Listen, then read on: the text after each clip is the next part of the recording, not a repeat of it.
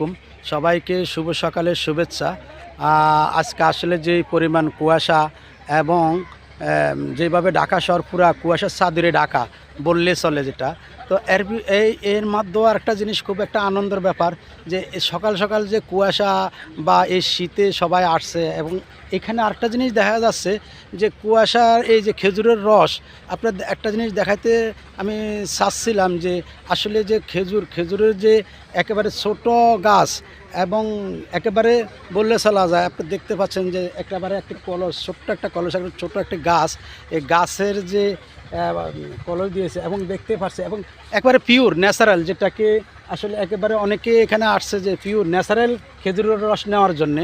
আমরা সেটাকেও দেখতে পাচ্ছি যে আসলে এই যে অনেক দর্শক আছে যে খেজুরের রস নেওয়ার জন্যে এখানে আসছে।